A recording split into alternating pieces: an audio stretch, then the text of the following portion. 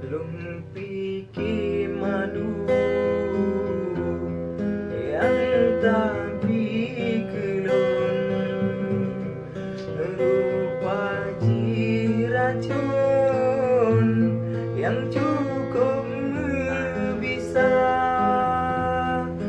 kata selingkuh dengan rakan nun yang saboh gampung saboh sikula hanalung sangka cinta